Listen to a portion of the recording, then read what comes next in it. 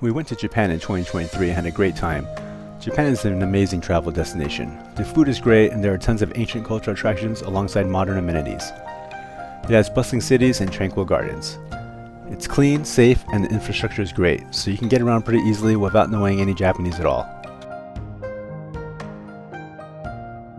We enjoyed it so much that we couldn't wait to get back. The exchange rate was still favorable, so we planned our next trip. This was that trip. We arrived at Haneda and waited in a pretty long line, but it moved decently and wasn't as bad as it looks. Our first stop after getting through immigration and getting some yen from the ATM was the Yamato transport counter. We were forwarding our luggage since we'd be leaving Tokyo tomorrow morning for our first destination.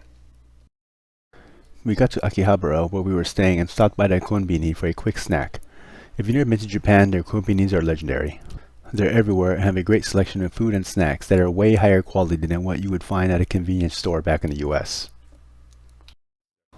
I got the egg sandwich because everyone raves about it. It's good, especially for the price and convenience, but my expectation might have been a bit too high with all the hype. We stayed at a typical business hotel room. These rooms are tiny and were designed to just cover the basics for businessmen on work trips. It's basically a bed and a small bathroom with not much space for anything. We were just here for one night layover before leaving Tokyo tomorrow, so we picked it because it was cheap. Many hotels in Japan list the room sizes online. If it's around 100 to 120 square feet, you're probably getting something like this, which will probably be a surprise for travelers, especially from the US. I would recommend looking for something in the mid-200s to be a bit more comfortable.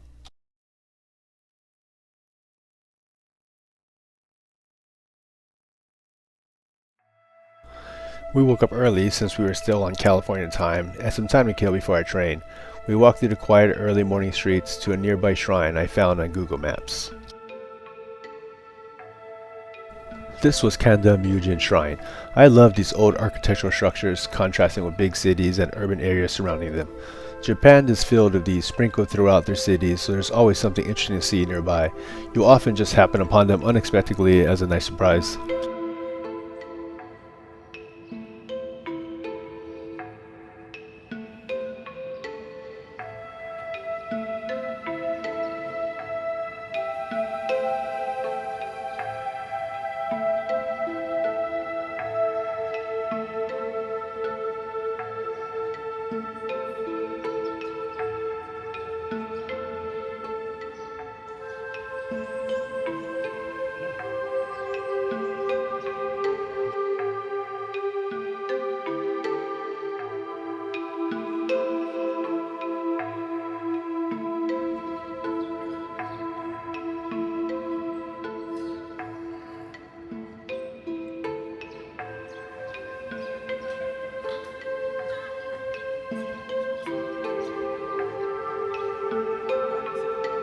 Locals began to gather for morning exercise, so we decided to get out of their way and return to our hotel to pick up our carry-ons and head to the train station.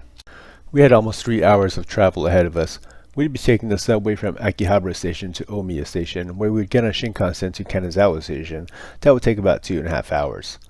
I'm glad we didn't have to go to Tokyo Station because that place was huge and a bit tricky for us to find our way during our last trip.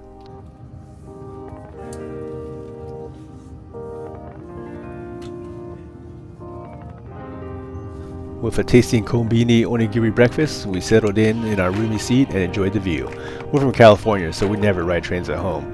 It's fun staring out the window and watching the city, suburbs, and countryside fly by at almost 200 miles per hour. We exited the station and were met with Kanazawa Station's famous gate, designed to resemble traditional Japanese drums called suzumi. Kanazawa is often called Little Kyoto because of its historic traditional neighborhoods. The Suzumi-mon Gate is a perfect representation of the city's blending of modern and traditional. We dropped off our luggage at our hotel and headed to a famous market for lunch. Omicho Market is a shotengai, or shopping street. You'll find these all over Japan. They're covered market streets closed off to vehicle traffic, lined with many vendors selling everything from household goods to clothing and food. Nishiki in Kyoto and Kurumon in Osaka are other famous shotengai that specialize in food. The market was a bustle of activity filled with plenty of snacks and ready-to-eat foods as well as fresh produce, seafood, and meats. It's a bit overwhelming and we end up at a larger kind of market within a market that has a lot of pre-packaged meal options. Being the first real day of our trip, we were still adjusting, so we gravitated towards it.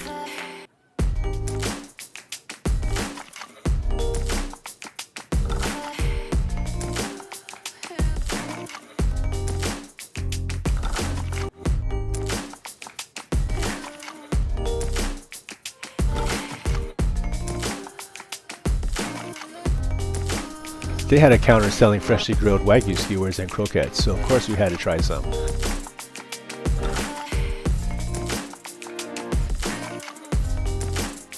The Wagyu skewers were really good. The croquette was warm, crunchy and good, but mostly potato. I didn't really taste the beef much.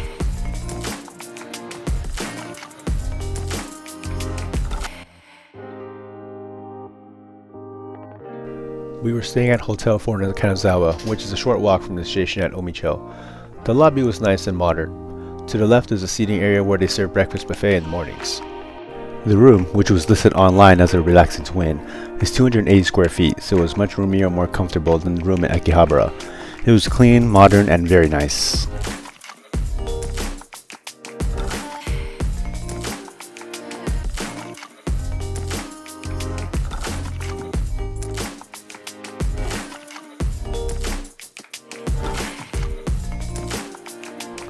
The toilet had its own room with a small sink.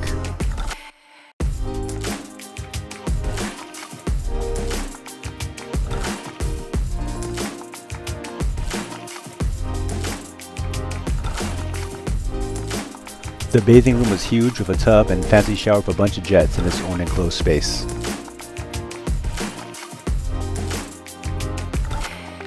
We were still jet lagged, so it was early bedtime for us. Good night, see you guys tomorrow.